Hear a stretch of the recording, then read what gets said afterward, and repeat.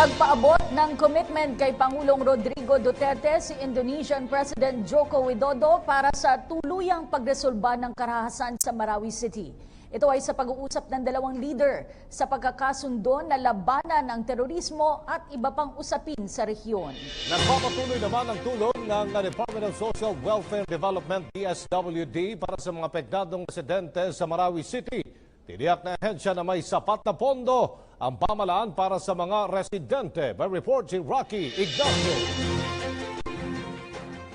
Nagkasundo ang Pilipinas at Indonesia na palakasin pa ang tulungan laban sa terorismo at iba pang usapin pang seguridad.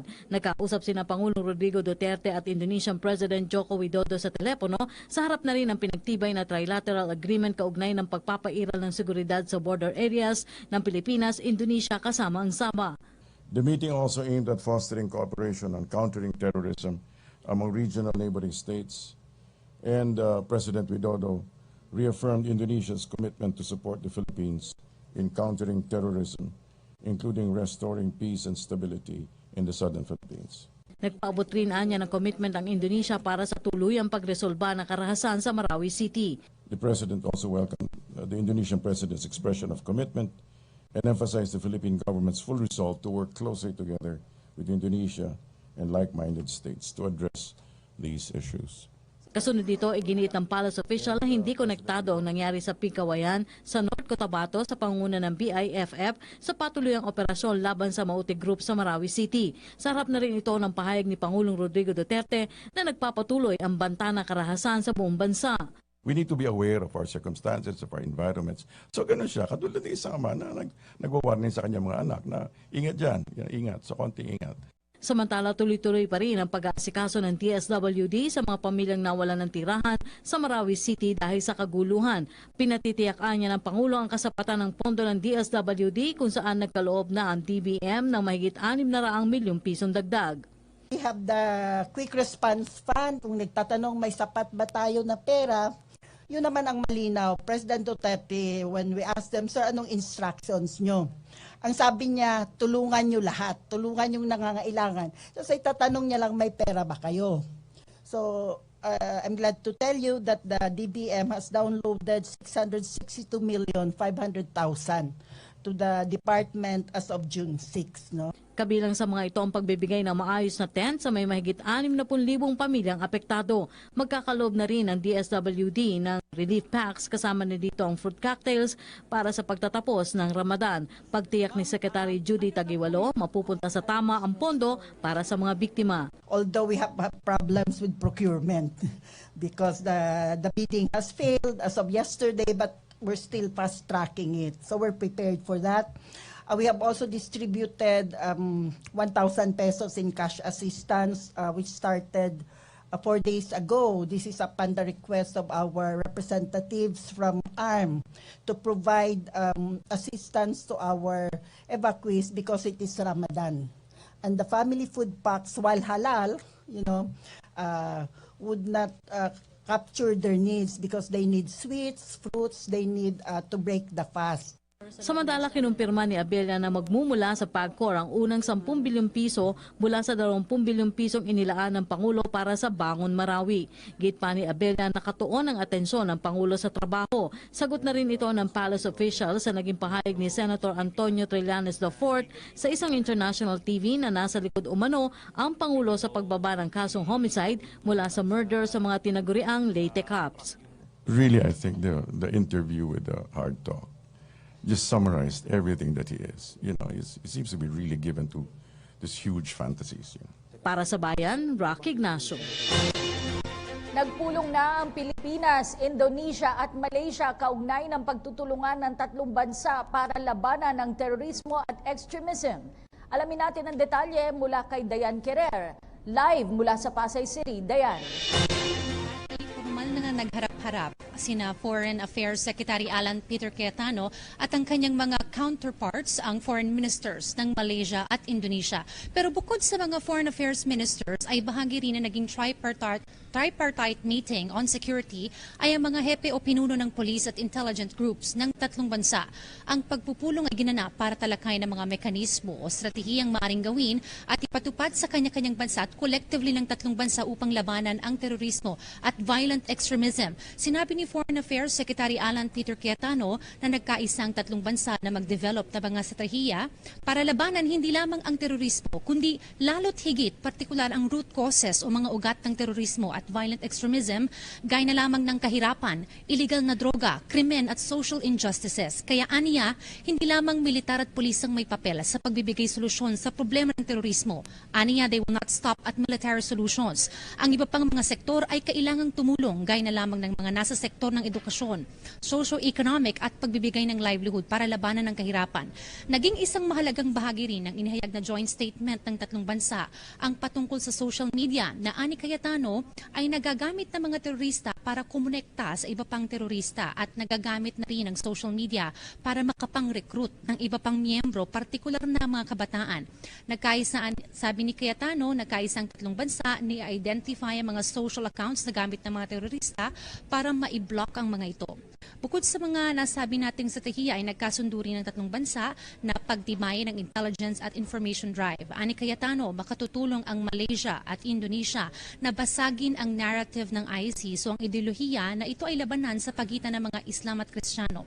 Samantala, pagdidetalye pa ni Cayetano, nagkaisa rin ang tatlong bansa na i-prevent ang arms smuggling, i-review at i-implement ang mga existing agreements na ng tatlong bansa at magkaroon ng cross-analysis ng mga existing laws ng tatlong bansa laban sa terorismo. Napagkasunduan rin nila na magkaroon ng community engagement at involve ang mga religious leaders. Sabi ni Secretary Cayetano, ito ay unang pagpupulong pa lamang at ang susunod na tripartite meeting on security ay i-host na ng bansang Indonesia. Yan muna ang latest mula dito sa Pasay City. Para sa Bayan, Diane Querer. Maraming salamat, Diane Querer. Maliban naman sa financial assistance na ipinagkaloob ng DSWD para sa mga bakwit mula Marawi, idinagdag rin ng ahensyang kanilang ibinibigay na relief assistance. May report si Sweet Lukman ng Philippine Information Agency. Ibinahagi ng ARMM Regional Vice Governor Harun Al-Rashid Aloto Lukman ang mga programa ng DSWD para sa mga kapatid nating IDPs gaya ng camp management at IDP protection. Ang pinaka-immediate is, of course, yung how to manage the evacuation centers. Kasi nandito yung mga IDP. Number two is IDP protection. That is providing them good security at pareho rin yung food and non-food items meron tayo. Sabi pa nito, dahil buwan ng Ramadan, nagbigay ng tig-1,000 piso bawat IDP si DSWD Secretary Judith Tagiwalo, kung saan ito ay bahagi ng emergency financial assistance ng pamahalaan para sa mga bakwit upang makatulong sa nalalapit na pagtatapos ng Ramadan. So parang yun na rin yung charity ng national government to the IDPs who happen to be Muslim. Mas pinaayos at dinagdagan din daw ng DSWD ang kanilang relief assistance kung saan ang dating tig 3 kilong bigas na ibinabahagi ay ginawang tig 25 kilo na ang ipamimigay ng nasabing ahensya. Pinabulaanan naman ni Lukman ang pakikipagtulungan ng DSWD sa lokal na pamahalaan ng Marawi City, ang proseso ng magiging resettlements kung saan magtatayo ng rehabilitation camps at ito ay magiging prosesong early rehabilitation muna para sa naturang IDPs. The process of rehabilitation camps, and this is early recovery process muna. Pero tingin ko, because of the delay, because of the protracted conflict, it will take much longer than that. Para sa Bayan, Sweet Lukman, Philippine Information Agency. Bagamat kontrolado na ng militar ang sitwasyon sa Pigkawayan, North Cotabato, patuloy pa rin ang clearing operations ng mga ito sa barangay Balagakit at mga kalapit nitong barangay. Lain itong matiyak ang kaligtasan ng mga residente.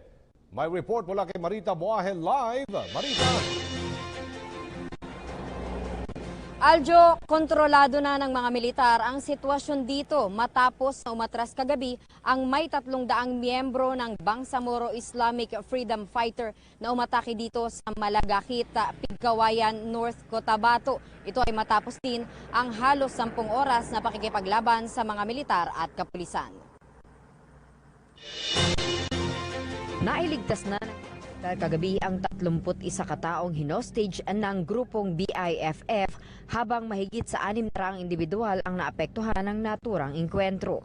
Sa ngayon ay under control na ng mga militar ang sitwasyon dito at nagsasagawa na rin sila ng clearing operation pati sa katabing barangay Simsiman bago tuluyang payagang makabalik ang mga residente sa kani-kanilang mga tahanan.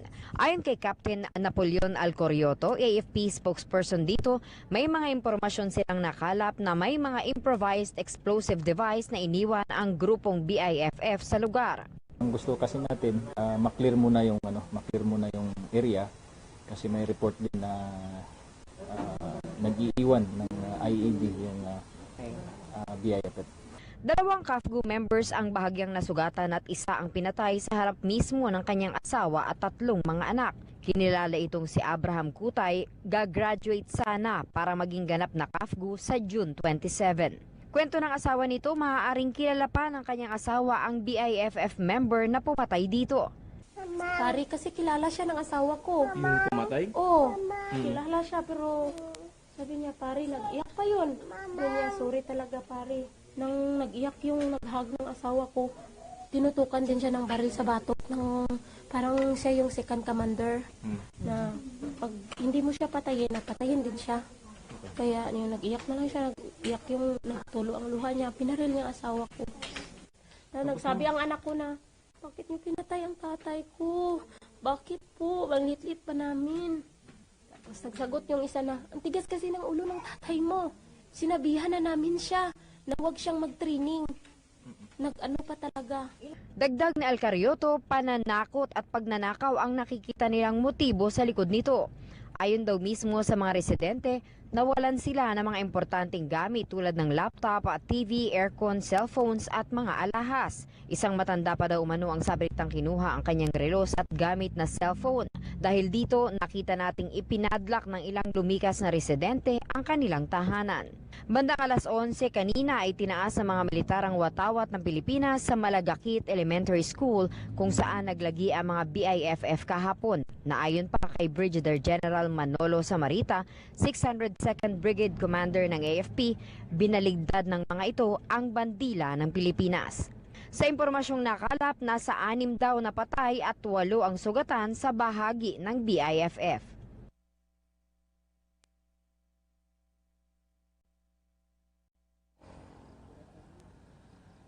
Ano?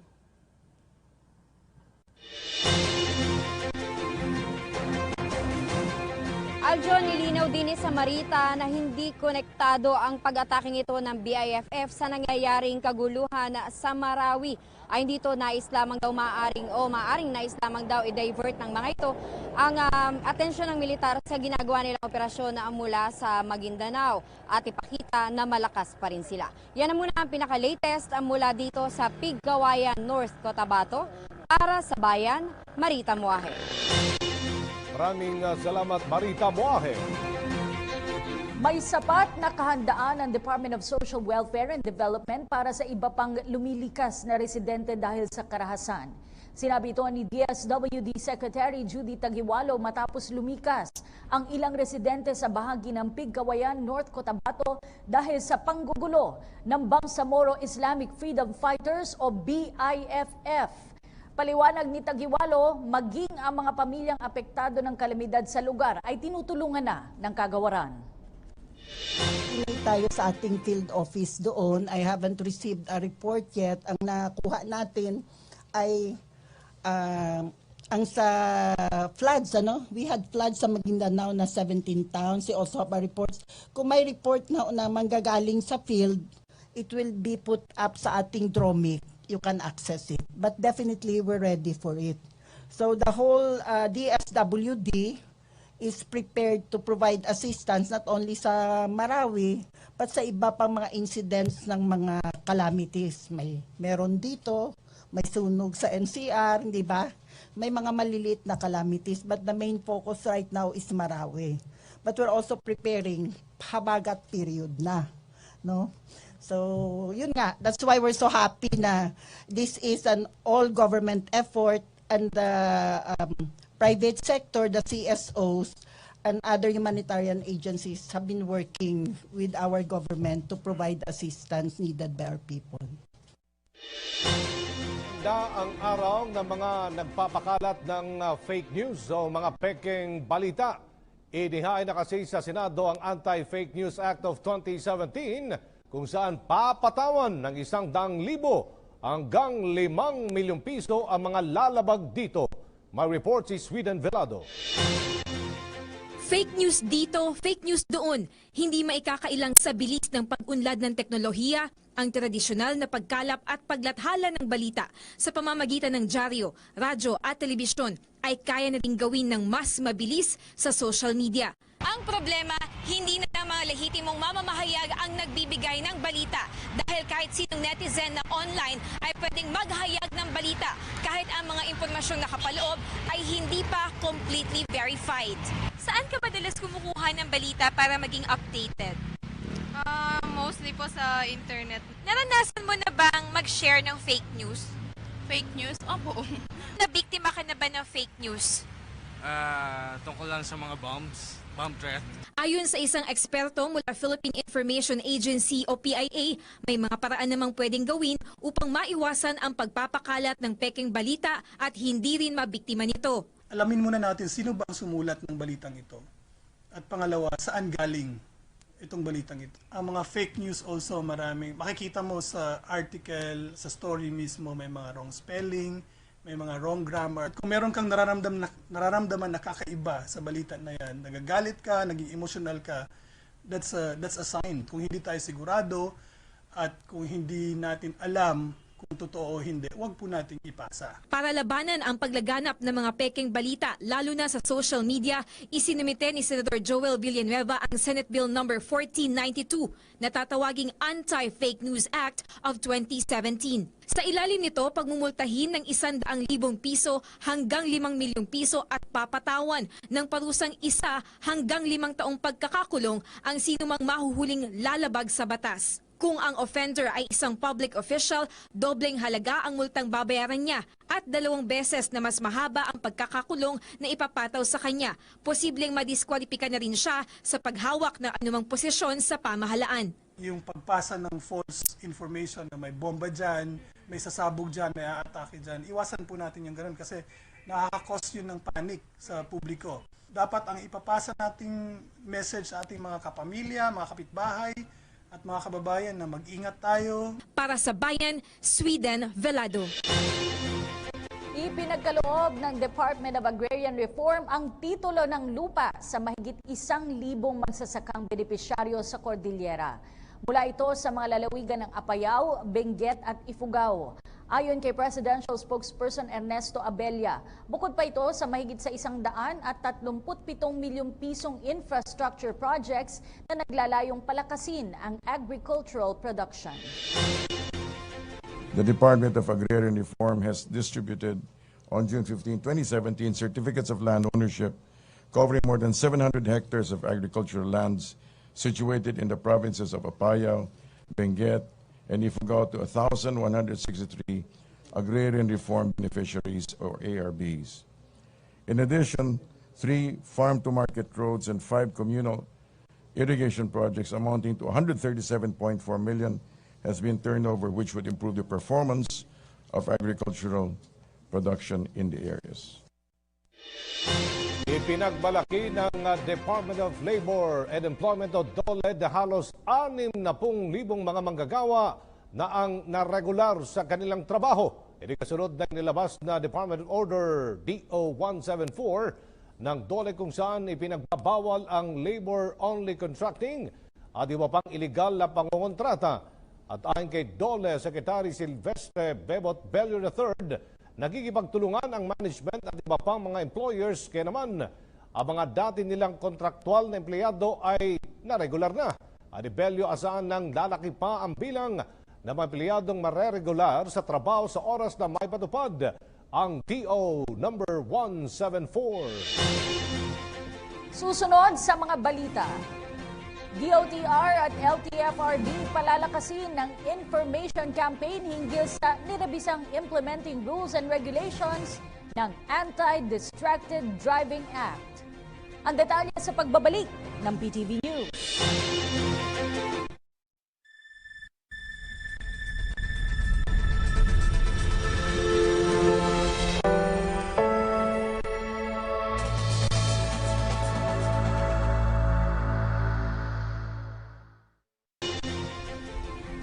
Ikinatuwa ng Department of Health ang paglagda ni Pangulong Rodrigo Duterte sa paglilimita sa paggamit ng paputok. Positibo ang DOH na sa naturang kautusan ay mababawasan ang bilang ng mga insidente na may kaugnayan sa paputok. Pumapalo kasi sa libo-libong katao ang napuputukan kada taon, lalo na sa pagsalubong ng bagong taon. Umaray naman ang ilang mga nagtitinda ng paputok sa Bukawi, Bulacan. Ayon sa kanila, bagamat handa silang tumalima sa kautusan, malaking dagok naman ito sa kanilang negosyo. Nakita niyo naman po kung ano itong aming mga stocks. Ang dami naka-stocks. Saan po namin ito dadalhin? Malaking halaga rin po ito. Ganun mamamatay yung negosyo, dapat mahanap kami ng alternatibo. Pero kung ang mga residente ang tatanungin, pabor sila sa nasabing kautusan. Mas maganda na kung tatanggalin yung paputok para wala nang maputukan ng mga bata. Kailangan, iwasan na yan yung paputok na yan. Hindi na kailangan eh. Giit pa nila, hindi lang nagdudulot ng disgrasya ang mga ito, kundi pagkasira din ng ilang ari-arian. Sa bagong taon o kaya sa New Year, kailangan iwasan daw yung paputok. Kasi nakakasugat ng kamay yun eh. Marami na ospital, marami na matay. Taon-taon marami kasi nga nadidisgrasya dahil sa paputok. May mga nasusunugan din na maraming nadadamay na tao na pipinsalang buhay. Ganun. Samantala, handa namang tumalima at tumutok sa pagpapatupad ng executive order ang PNP Bulacan. Lalo pa at malaking tulong ito upang makaiwas sa mga disgrasya na dulot ng pagpapaputok. Pabor din sa kautusan ang lokal na pamahalaan ng Bukawi, Bulacan dahil ito ang matagal na nilang advokasya. Samantala, nagpulong-pulong din kanina ang Bulacan Provincial Pyrotechnic Regulatory Board kasama ang ilang ahensya ng gobyerno. Dito nilinaw ng samahan na hindi naman tuluyang mawawala ang industriya ng paputok kaya walang dapat ipag-alala ang mga tindero o tindera ng mga paputok. Para sa Bayan, Kenneth Pasyente. Muling iginit naman ng Bank of the Philippine Islands o BPI na walang pera mula sa mga accounts ng kanilang mga kliyente na makaranas ng system glitch kamakailan. Sinabi ito ng pamunuan ng bangko sa isinagawang investigasyon ng Kamara ngayong araw. By report si Jervis Manahan. Aabot sa 46 million pesos ang maling na-withdraw sa BPI noong June 7 hanggang June 9. Mga panahong nagkaroon ng glitch ang kanilang sistema. Giit ng pamunuan ng bangko sa pagdinig ng House Committee on Banks and Financial Intermediaries, malaking bahagi naman daw dito ang naibalik na. Wala din daw na walang pera. There were mispostings, and because there were mispostings, there was an amount that in some cases were mistakenly withdrawn. So there was really an actual withdrawal. Yes, sir. How much was mistakenly? That was illegal, right? Sorry? That was illegal, the withdrawal. It was accidental. Because the fact is, Mr. Chairman, most of this 46 million is getting paid back, most if not all.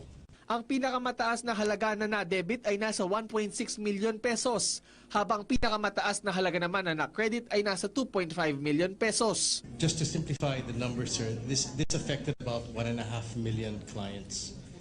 About half had over debits, about half had over credits. The approximate average per client was a little over 7,000 pesos. Paglilinaw ng BPI, mga ATM account lamang na may transaksyon noong April 27 hanggang 29 ang naapektuhan ng glitch. Nadoble daw ang mga transaksyon sa panahong ito, pero wala naman daw transaksyon na nalipat sa ibang customer. Inamin din nila na nagkamali ang kanilang programmer sa petsa ng data na kailangan nilang kuhanin. Dahil dito, nag-shutdown ang kanilang electronic channels gaya ng ATM at online banking sa loob ng 26 na oras. There was no malice intended, no ill will intended, I think she was just trying to find a simpler way of doing it. And in her mind, mas mabilis to. Malaking perwisyo ang idinulot nito sa mga customer ng BPI pero ginawa naman daw nila ito ng solusyon. Noong June 7 hanggang June 9, hinabaan daw nila ng 3 oras ang kanilang operating hours. Nagbukas din sila kahit Sabado para sa mga customer na hindi maka-access ng ATM. We boosted our customer care. Although our electronic channels were down, we have a call center, we have a phone banking center, we engage our customers through social media. When they had questions, we had to have more people attending to them. Nangako ang BPI na may mga mekanismo na sila para hindi na maulit ang insidente. Ayon naman sa BSP, isolated ang kaso at kontrolado naman nila ang sitwasyon. Para sa Bayan, Jervis Manahan.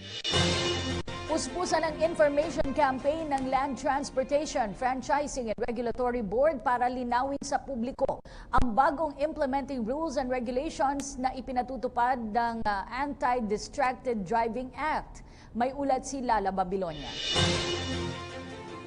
Base sa pag-aaral ng World Health Organization, ang mga motoristang gumagamit ng mobile phone habang nagmamaneho ay 4 na beses na mas malapit sa aksidente. Sa July 6, ipatutupad na uli ang Anti-Distracted Driving Act matapos itong pansamantalang ipatigil dahil sa mga inabot nitong batikos. Kaya ngayon, mas pinag-aralan na ang nasabing batas at nag-issue na rin ng Revised Implementing Rules and Regulations ukol dito. Nakasaad sa Revised Implementing Rules and Regulations ng Anti-Distracted Driving Act na kapag ang device ay lumampas ng 4 inches mula rito sa dashboard ng sasakyan ay maituturing na ito bilang isang violation. Paliwanag din ni Department of Transportation Assistant Secretary Leia Kiambao. We want to clarify na yung naging issue dati na mga rosaries, mga crucifix, mga ano pang mga bagay na ating usual na nakikita sa mga dashboards, hindi po yun pinagbabawal sa Anti-Distracted Driving Act.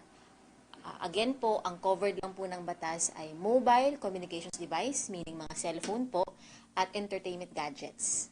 Ayon kay LTFRB spokesperson Aileen Lizada, walang dapat ikabahala ang publiko dahil puspusa ng kanilang kampanya para makapagbigay ng malinaw na impormasyon sa pagpapatupad ng Anti-Distracted Driving Act. Para sa Bayan, Lala Babilonia.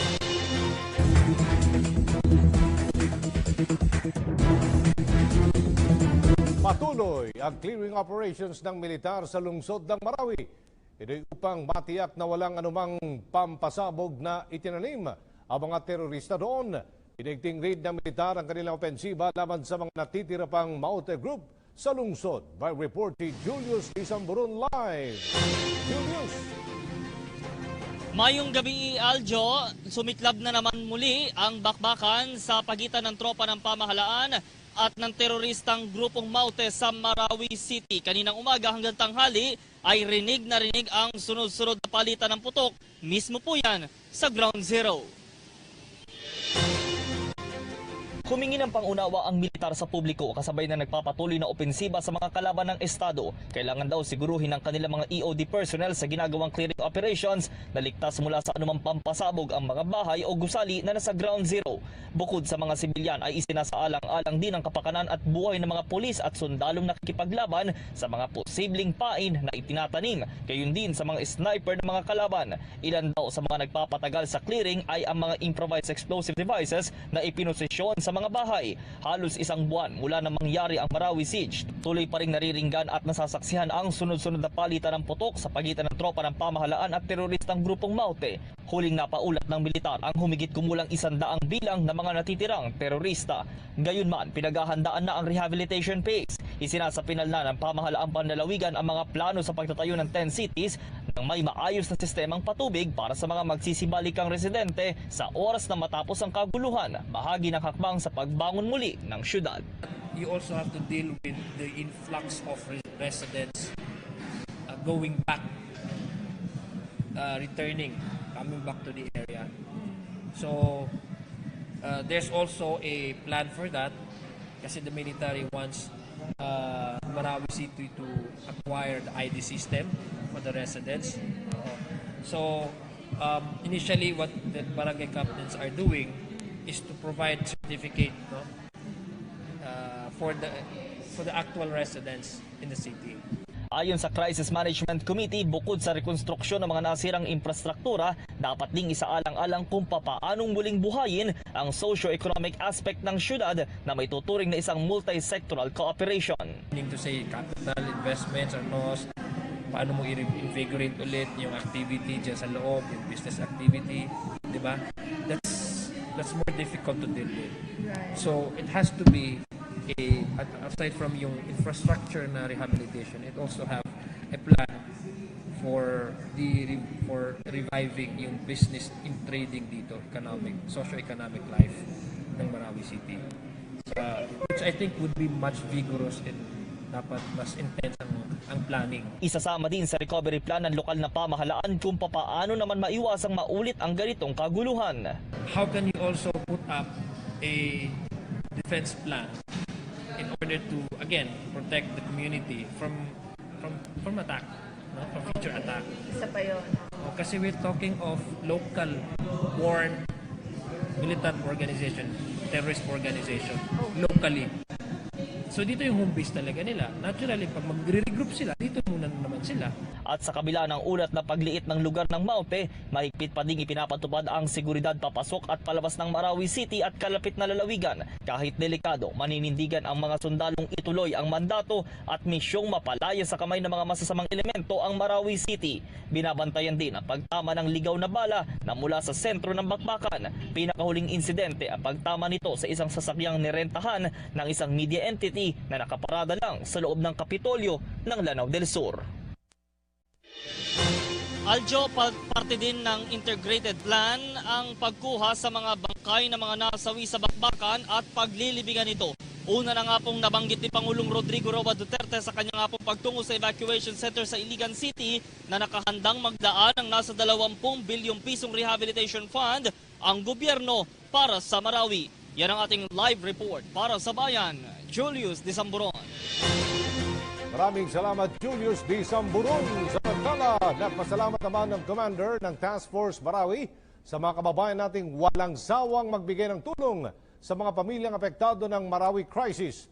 Dahil kay Brigadier General Rolly Bautista, nagpapakita lamang ito ng pagkakaisa ng mga Pilipino lalo na sa mga ganitong panahon na kailangan ng iba nating kababayan ang tulong.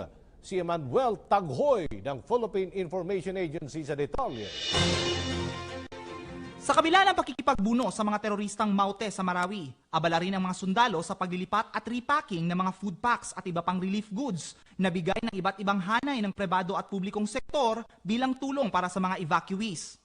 Sa loob ng 27 araw ng kaguluhan sa lungsod, libu-libong mga sibilyan na naapektuhan ang lumikas sa mga evacuation centers. Dahil dito, marami ang nagbibigay tulong katulad ng pagkain, damit, gamot at tubig para sa mga apektado ng kaguluhan. Ang mga ito ay nagmula pa sa iba't ibang bahagi ng Pilipinas, mula Mindanao, Visayas hanggang Luzon. Ayon kay Brigadier General Rolly Bautista, Commander ng Joint Task Force Marawi, hindi na mabilang ang mga nagpapadala at nagpapahiwatig na nais nilang maging bahagi sa pagbibigay tulong para sa mga sundalo at iba pang sibilyan na naapektuhan sa labanan. Nagpapasalamat naman si Bautista sa mga tulong na hatid ng mga kababayan para sa mga biktima. Ito ay pagpapakita lamang daw ng pagkakaisa ng sambayanang Pilipino na iwaksi ang kaguluhang dulot ng mga terorista. Para sa Bayan, Emmanuel Taghoy ng Philippine Information Agency. Simula ngayong araw, libre na ang tawag at text para sa mga sundalong nakikipagbakbakan sa mga teroristang grupo sa Marawi City. Ito ang magiging daan para maipaalam nila sa kanilang mga pamilya na nasa maayos at ligtas silang kalagayan. May ulat si Eunice Monte. Imbis na pagkain, damit o ano pa mang relief, libreng tawag at text ang handog sa ating mga sundalo na mag-iisang buwan ang nakikipaglaban sa Marawi. Sa pagtutulungan ng Armed Forces of the Philippines, Department of Information and Communications Technology at Globe Telecom, hindi na kailangan mag-load pa ng mga nasa Marawi para lamang ma-contact ang kanilang mga mahal sa buhay. So this will help a lot in telling their loved ones that they are okay in Marawi, although they are fighting for the freedom and democracy of the country, the Philippines. Automatic, libre na ang text and calls to Globe and to other networks. Aminado naman ng Globe na ang hakbang na ito ay posible ring magamit ng mga teroristang grupo ng Maute, Abu Sayyaf at PIFF. Ngunit nila mas magbebenepisyo dito ang mga sundalo na matagal nang di nakakausap ng kanilang pamilya. So there is no way for us to know who is there. As long as you're there, it's free. But we just believe that, there is no incremental benefit that we are providing to those particular groups. No? Because in fact, they are active. We know they have traffic already today. What doesn't have traffic as our soldiers because they're busy fighting, they don't have load. Ito na umano ang pinakamabilis na relief na kanila maibibigay sa gitna ng clearing operations at martial law sa Mindanao. Ang mga subscribers ng Marawi ay makakatanggap ng text activation na magagamit sa loob ng 15 araw at pwedeng ma-extend depende sa sitwasyon. At para naman sagutin ang mga katanungan kung bakit ngayon lamang ito pinatupad, why they did this now? Sabi ko nga mabuti nga ginawa. Magpasalamat tayo na may gumalaw, may nagbigay ng free service.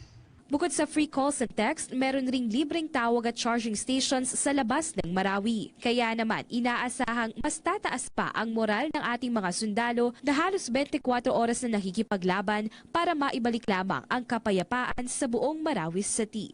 Para sa Bayan, Eunice Monte. Ipinagtataka ni Senador Pantilo Lacson kung bakit may ilang mga sektor ang tutol sa pagpapatupad ng Unified National ID System. Ayon kay Lacson, matagal na niya itong sinusulong mula nang pumasok siya sa Senado at kahit noong siya pa ang hepe ng pambansang pulisya. Anya, malaking tulong sana ito para labanan ng terorismo at rebelyon. Noon lamang Biyernes, isang pinaghihinalaang miyembro ng Maute na nagngangalang Muhammad Nuaim Maute ang nahuli sa Cagayan de Oro. Ngunit bago ito ay nagtangka siyang tumakas mula sa mga otoridad sa pamamagitan ng paggamit ng Peking University ID sa ilalim ng pangalang Alfaiz Mamuntal. Dahil dito umaasa si Lacson na ikokonsidera ang pagkakaroon ng Unified National ID System lalo na tayo na lang ang pausbong na bansa na wala nito. Ginti naman ang naging hatol ng Sandigan Bayan kay dating Presidential Commission on Good Government o PCGG Chairman Camilo Sabio dahil sa paglabag sa Anti-Graft and Corrupt Practices Act. Inatulan si Sabio ng pagkakakulog ng mula 12 hanggang 20 taon. Bukod kay Sabio, akusado rin sa naturang kasong 4 pang dating opisyal ng PCGG. Nagugat ang kaso dahil sa banumalyang kontrata na pinasok ng PCGG na hindi dumaan sa public bidding noong 2007 at taong 2009. Una nang absuelto si Sabio sa kasong graft at malversation dahil sa manoy pagbubulsan ito ng 12 milyong pisong halaga ng ill-gotten wealth mula sa pamilya Marcos. Hindi nakadalo sa unang araw ng paglilitis ng Sandigan Bayan si dating Senador Bong Revilla. Ito ay kaugnay ng kasong plunder dahil sa pork barrel scam. Ayon sa abogado ni Revilla, dinala ito sa St. Luke's Medical Center dahil sa hypertension at iba pang iniindang karamdaman. Natuloy naman ang pagpresenta ng prosekusyon sa kanilang testigo. Itinakda ang susunod na pagdinig sa 29 ng Hunyo.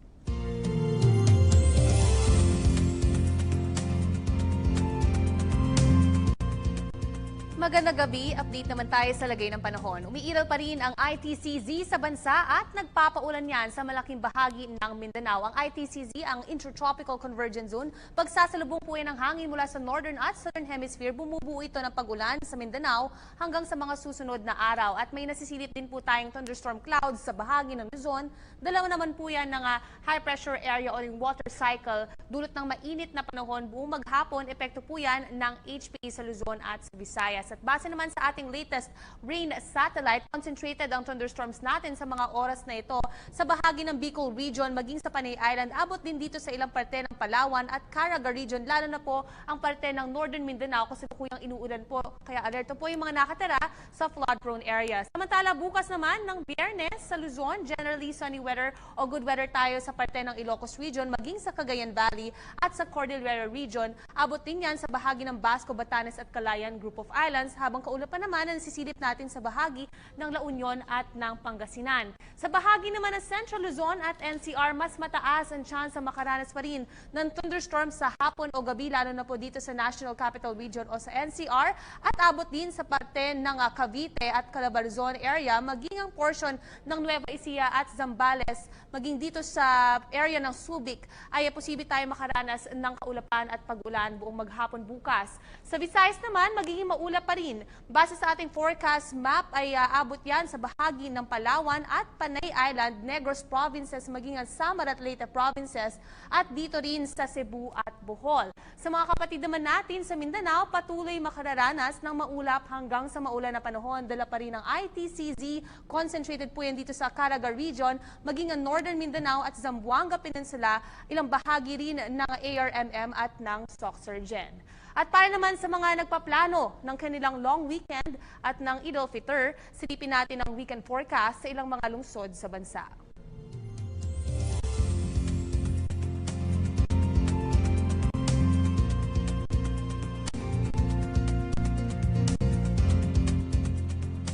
Yan muna ang latest mula rito sa PTV Info Weather. Para sa Bayan, Ice Martinez.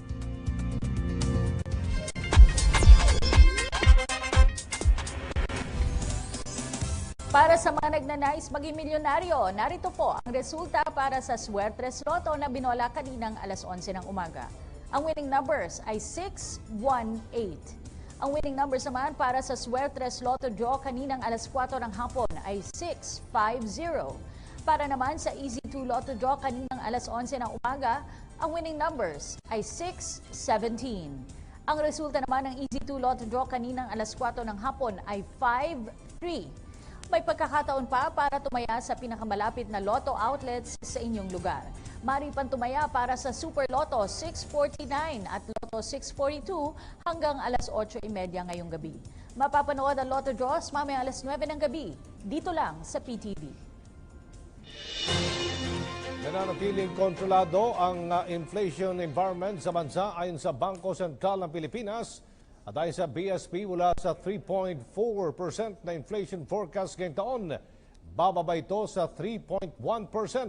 Habang nananatili naman sa 3% ang inflation para sa taong 2018 at 2019. Nilinaw rin ng BSP na walang negatibong epekto sa inflation ang pagdedeklara ng martial law sa Mindanao dahil kasabay naman ito ang pagpapatupad ng price freeze sa riyon. Nakikita rin ng BSP na mababa ang magiging epekto ng Comprehensive Tax Reform Program sa inflation sa oras na maipatupad ito. Bilang pagdiriwang ng National Kidney Month, isinusulong ngayon ng isang organisasyon ang advokasiyang naglalayong itaas ang kamalayan ng publiko hinggil sa kidney donation. Si Trixie Jaffar sa detalye. Regalo organ donation ay isinulong sa pagdiriwang ng National Kidney Month. Binigyang diin ang advokasya ng regalo o renal gift, allowing life for others na naglalayong buksan ang kaisipan ng mamamayan sa voluntaryong pagtulong at pagbibigay ng kidney organ sa mga nangangailangan. Nanguna si Dr. Romina Dangilan, lead ng Committee ng Regalo Organ Donation Advocacy sa pagbibigay ng makabuluhang mensahe. That's why we're here today. That is why you are here to help us spread this message. We need sustained efforts by all stakeholders in organ donation and transplantation to increase organ donation advocacy. Please give the gift of life and help us give a new life to our patients with kidney disease. Regalo. Nagbigay naman ng testimonya ang mga dating pasyenteng dumanas at nakaligtas sa kidney failure dahil sa pagtangkilik sa kidney transplantation. 4 months after the operation, I am now back in school, armed with a newfound inspiration and purpose in my life. As I have seen Abby, kidney transplantation can really make wonders in someone's life. Being a donor and knowing that someone's life is made better gave me a sense of pride and purpose. Ayon kay Department of Health Secretary Pauline Obial, mahalaga ang pagsulong ng kidney transplant at organ donation para marami pang tao ang matulungan, lalo ng mahihirap nating kababayan. Pati yung ating mahihirap na mga kababayan, maka-access nung tinatawag nating mga tertiary care and high-tech surgeries. Yan po ang ninanais ng ating Pangulo, President Rodrigo Roa Duterte, na hindi po magiging dahilan ang kahirapan para hindi po mabigyan ng karapatang serbisyong medikal or health services ang ating mga kababayan. Inaasahan ng regalo sa pakikipagtulungan ng National Kidney and Transplant Institute o NKTI na mapapababa ang bilang ng mga pasyenteng nagdadialysis, lalo na ang mga nagkakaroon ng end-stage renal disease. Para sa Bayan, Trixie Joffar.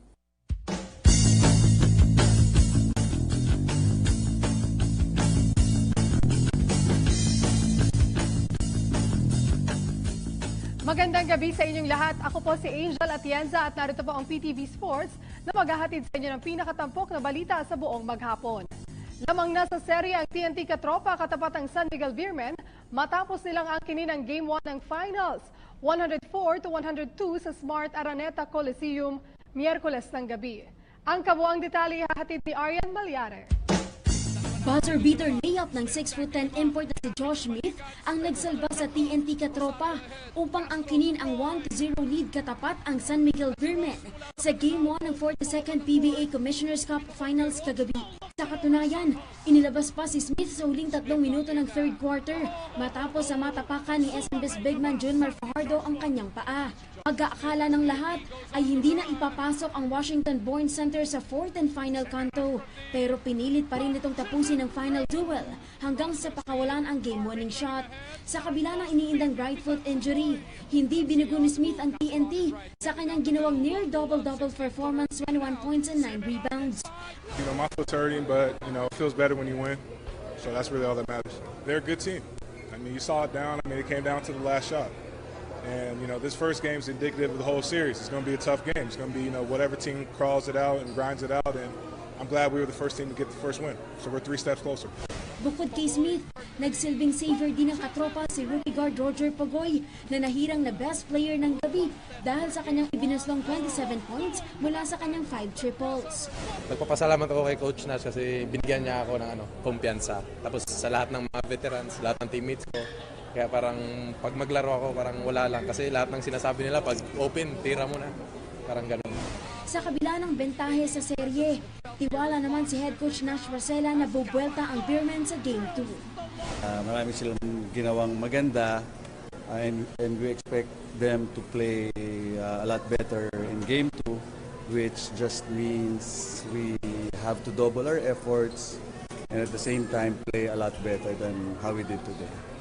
Ang Game 2 ng Best of 7 Final Series ng TNT at SMB ay itinakda bukas ang alas 7 ng gabi sa Smart Araneta Coliseum. Arjun Malyare, PTV Sports.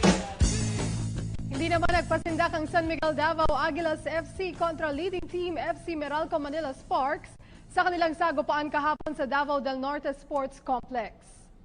Naging mainit ang salpukan ng Davao Aguilas FC at FC Meralco Manila sa Philippines Football League na nagtapos sa draw 2-2.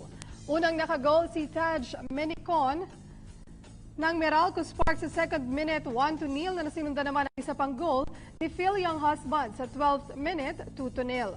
Agad namang gumanti ang Agila sa pamamagitan ng goal ni Milos Kristich sa 21st minute 1-2. Pagpasok ng second half, muling umiscore si Dylan Bruiker ng Agila sa 74th minute para tuluyang maitabla ang score 2-2. Sa dami ng talented players sa kasulukuyang nasa Gilas training pool, aminado si top rookie forward Mac Bello na hindi magiging madali ang kanyang asam na Gilas spot ngayong taon. Ito'y dahil hindi pa lubusang gumagaling ang kanyang kanang tuhod na sumailalim sa operasyon nitong Abril. Kumustahin natin si Mac mula sa ating kasamang si Arian Malyare. Malaking hamon para kay top rookie forward Mac Bello ang muling patunayan ang kanyang sarili para mapabilang sa Gilas Pilipinas 5.0. Kasalukuyang pinapagaling ang kanyang kanang tuhod na sumailalim sa operasyon noong April 7, gawa ng meniscus tear na kanyang natamo sa nakalipas sa 42nd PBA Commissioner's Cup. Sa restart ng Gilas pool practice sa Pasig City ay nanatiling sidelined ang former FEU standout. Kwento ni Mac, patuloy umano ang kanyang pinagdadaanang therapy upang mas mapabilis na ang paghilom ng kanyang sugat. Pero inamin niya na may takot pa rin sa kanyang sarili sa pagbabalik playing court.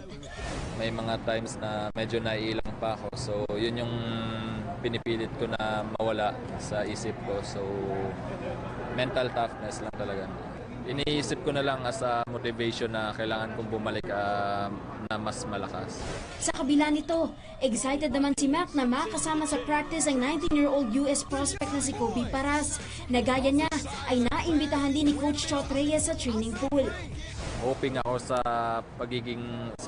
magkasabay kami sa ensayo, so alam kong may matutunan din ako sa kanya kasi grabe din yung experience niya sa basketball, di ba? Sa susunod na linggo ay mataas ang kumpiyansa ni Belo na mabibigyan na siya ng medical clearance certificate ng kanyang PT para makasama na ng pool sa paghahanda sa Jones Cup na gaganapin sa Chinese Taipei simula ngayong July 29. Aryan Malyare, PTV Sports. Handang-handa na si Filipino World Champion Jerwin Ancajas sa kanyang upcoming title defense kontra Japanese challenger Teiro Kinoshita. Ito'y dahil sa komprehensibong scouting na ginawa ng kampo ni Ancajas sa mga nakaraang laban ng Japanese contender. May report si Dennis Principe. Puspusan ang ginawang scouting ni World Boxing Champion Jerwin Ancajas sa kanyang title challenger Teiro Kinoshita ng Japan. Ayon kay Ancajas, napaghandaan na nila ng gusto ang mga kilos ni Kinoshita, kaya naman masasabing planchado na ang kanilang fight plan. Itataya ni Ancajas ang kanyang IBF Super Flyweight crown sa laban nito kontra Kinoshita na gaganapin ngayong July 2 sa Australia.